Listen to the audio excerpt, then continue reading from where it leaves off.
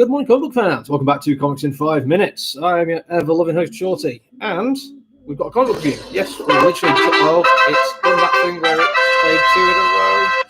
I keep turning off the autoplay function. I do it every time, I promise. It's just not working. Yes, got another review. Broken Gargoyles. This one from Source Point Press, and it's been a while since I've been reading Source Point Press. I think one of the last ones I did, I genuinely didn't like it. It wasn't so much just like a bad comic, although it wasn't great. It also was a badly made comic, and there was like errors in like framing and stuff like that, and including errors in writing. Like had the same line repeated twice by the same character on different pages, like one after the other. So I was a little bit like, right, okay, it's a new one, and it looks kind of cool and kind of interesting, and you totally shouldn't judge books by the cover. That cover's got a lot going on there that I quite like, so I thought, yeah, you know what, I'll give it one a go. And I'm really glad I did.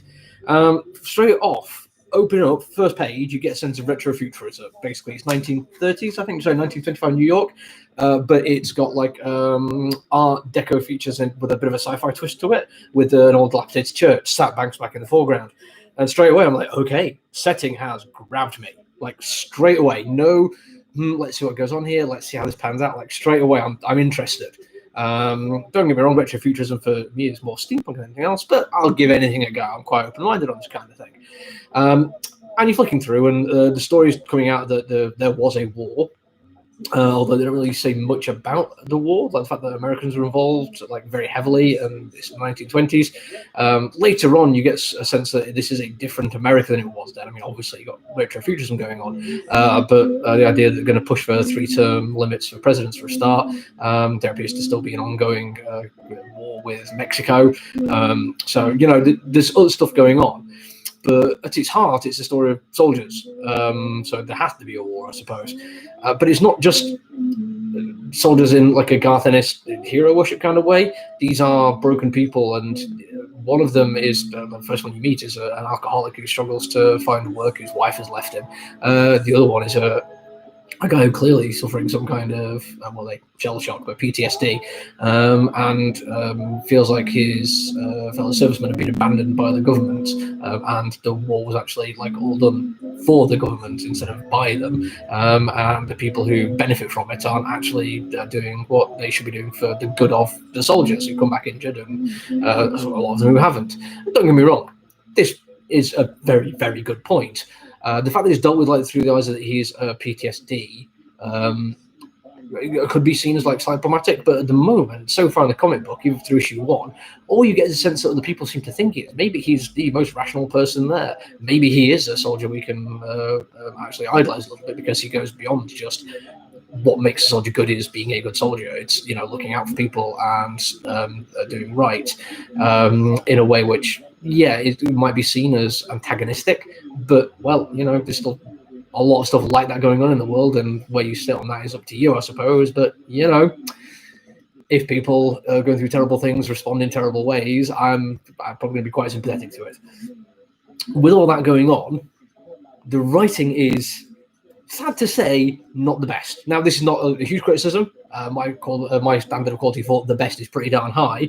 If it doesn't get that, it's still worth reading. The dialogue interplay feels very comic booky, but there are some quite nice moments where it still plays out quite nicely. For me, one of the biggest selling points is the setting, which I've already mentioned, and I'm going to pull this right up in front of the camera here. The artwork. That looks brilliant to me. I'm going to pull that so it's proper front and center, so you don't have to probably see me for a while. Every bit of that is glorious. The coloring, the backdrop, the detail, the design of the vehicle, and it leads into a superb action sequence as well, with a lot of motion, a lot of movement, and a lot of peril. It all plays out perfectly the way it should do in a comic book. There's a certain bit of me who thinks this could have been a great TV series, a great movie as well, but what it does as a comic book is just great. It manages to, with a single immovable image, give you a sense of direct action, and that is very impressive indeed. So you can probably tell I like this right now, but it goes a little bit further than that. As I've said, last Source Point Press I reviewed, I did not speak very highly of. The other couple of Source Point Press things I've read, I have not been a fan of, didn't even bother reviewing them, because they would just not even interesting enough to review, not interestingly bad. So I do apologize, Source Point Press, anyone who's working there actually sees this review. Please don't take it personally. You just not put out stuff I've enjoyed. until right now, and it's made me think, well, maybe I've picked up the wrong ones in the past. Maybe there's been some great stuff out there. Maybe I've been judging harshly on a couple of early, like first impressions kind of thing. But I've got to say, you've turned me around, and I genuinely like this one, and I would recommend people give it a try. It's very much grown-ups. There's a lot of violence, but some of the characters are absolutely fantastic, and they're well worth following to the end. Anyway, that's it from me. I'll be back tomorrow. Bye.